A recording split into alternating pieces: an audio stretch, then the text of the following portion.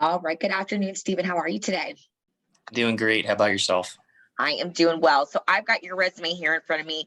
I'm very impressed just by looking at your resume and from our brief discussion yesterday. You've got a fantastic background in purchasing and purchasing coordination. So I'm going to kind of let you take the stage and tell us a little bit about yourself to get started before we jump into the interview questions. Yeah, absolutely. So looking for a job in purchasing. Uh, I started my purchasing career at Onsite Safety in 2019. I started there as a purchasing coordinator. I managed maybe about 50 to 60 different SKUs of materials, mostly a lot of safety equipment. We were a fall protection company, so we also did produce our own fall protection equipment as guardrails, safety rails, things of that nature. Kind of got hungry, wanted to do more, wanted responsibility. Started looking for a bigger company and a bigger fish to fry, essentially.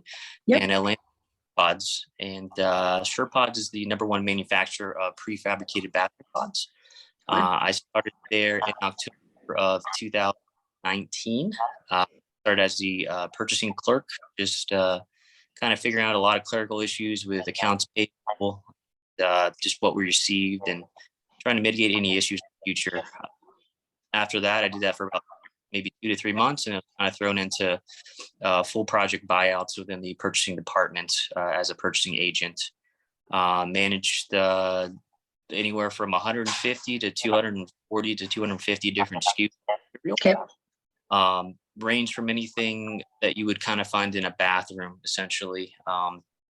Also managed a lot of inventory in our warehouse as well. Just tried to make sure we had the right levels of material to kind of keep things moving. We're manufacturability of bathroom pots.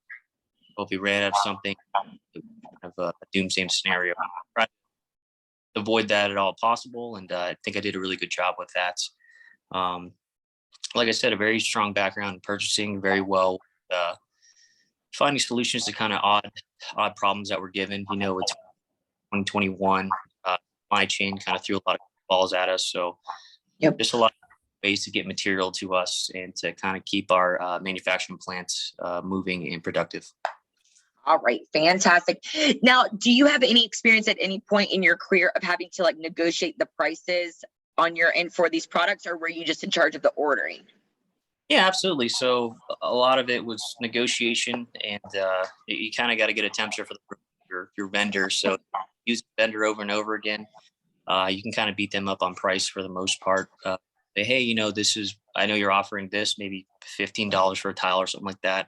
I really need to be at $13. What can we do to kind of get to that? So a lot of negotiation, a lot of those relationships together, and kind of being on the same page with the kind of overall picture of the project. We always did everything we could to come within budget, at first, and make sure the material time, and then secondarily we kind of try to get 10 to 15% under what we were supposed to be at. Okay, fantastic. Now, what if you were in a situation where, and a lot of folks felt this, over the past, couple of months, specifically, what if you were in a situation where you could not get a product in for one of your customers? What would you do at that point? Yeah, absolutely. That happens day in and day out. So half of my day was literally just putting out fires of, hey, our vendor told us this, and he wasn't lying, but he just didn't give us the full picture of when this stuff was going to come in. So I'm really good dealing a lot of bad news, because just with supply chain, it's kind of had to do. But we obviously don't like bad news, so we try to offer solutions. So a lot of times just say, hey, if we were trying to procure a certain mirror and the project needs to finish by the end of the year, and we're not going to have it till an additional year, just depending on where it's coming from, we like to offer the client solutions, and obviously do our homework, make sure it's the same type, same everything they would need. It just may not be the brand that they need. Okay. At the end of the day, for us, it was offering solutions to the problems, not just kind of sitting on our hands. I really like that. And I'm sure, a lot of folks in this industry, no matter what market or what industry they're operating, would appreciate that, as far as being solution oriented and not just excuse oriented when fires do arise. What would you say is your favorite part about working in this industry? It's just so diverse. Literally, there's no day that's the same as the last. You may be dealing with accounts payable, half the day, and one day, the next day you may be buying a $2 million, $3 million project. And no project's ever the same. You may be buying marble for a countertop. You may be buying, laminate wood. It's very unique and very exciting, just the different projects that we had coming down our line. 'Cause like I said, none of them were the same. I literally learned something new probably every single day.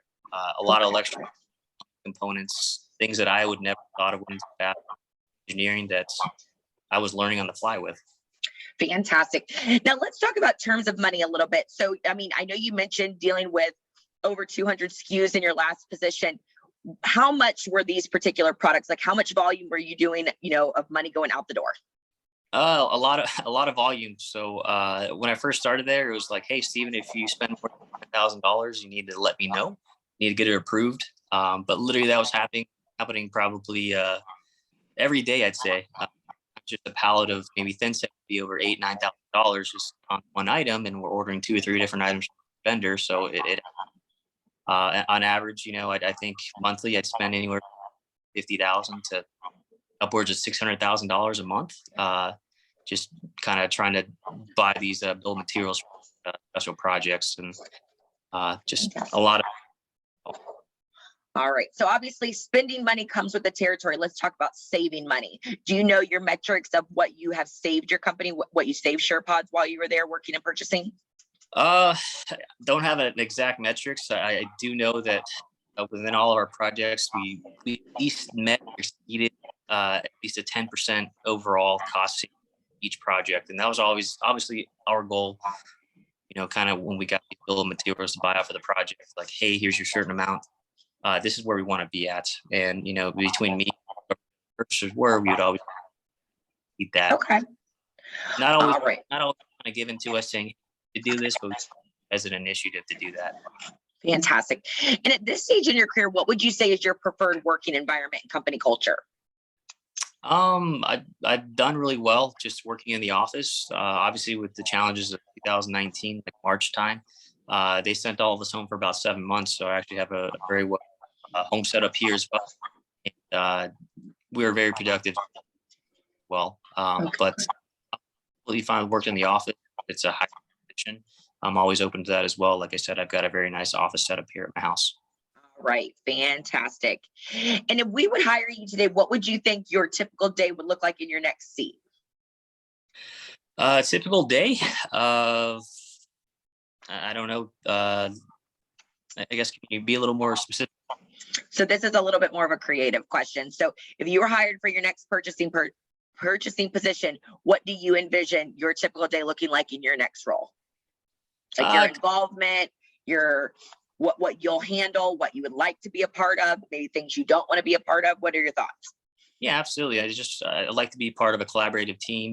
People are all on the same page. We have very clear expectations. Everybody knows what they need for the project, and we all together as a team to make sure it's very successful. I wouldn't mind managing people as well. I've dealt well with coworkers. They have nothing bad to say about me.